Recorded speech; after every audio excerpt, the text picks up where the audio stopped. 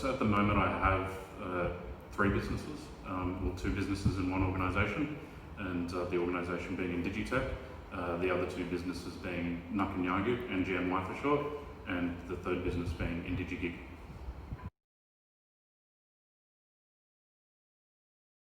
Yes, I always dreamt of when I was younger that I'd have my own business. It was always something that I strived to achieve. I just didn't know what it was going to be in, and then as I progressed over the years, I started developing my skills and knowledge and experience in the tech space, and that's where I knew that I wanted to start my business in.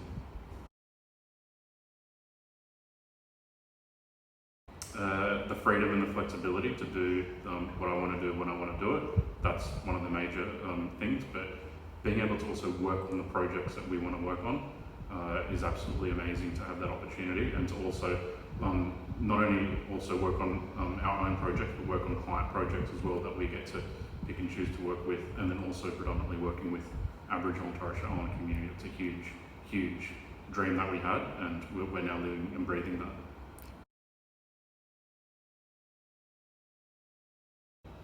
So we worked on, this is an interesting one, so it's a global project, and we're working with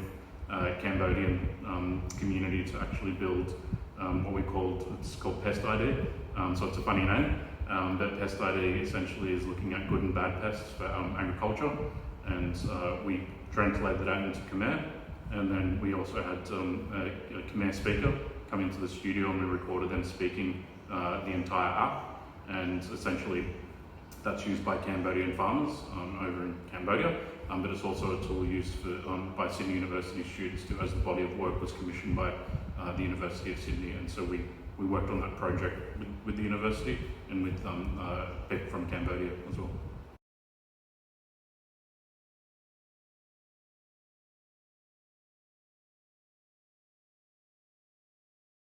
Well, it's important to involve community in tech because we need to look at a way that we're utilising technology within our community more effectively. So instead of just being consumers of technology, it's important that we're influencers and creators of technology that we can then build and develop for our own community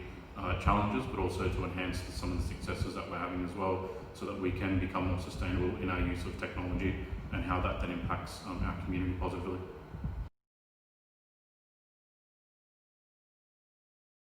So we do various workshops. We also have a mentoring program, and we have our what we've been doing for several years now is our community gatherings and events, which now obviously we have to do online, but the key thing with that is being able to have that initial point of exposure and then come together to actually see that there are a lot of great Aboriginal Torres Strait Islander people already working in this space, and what our goal to do is to inspire the younger generation, but not just the younger generation, people who also want to learn new things or explore new career pathways. We're here to help people go through those change journeys as well.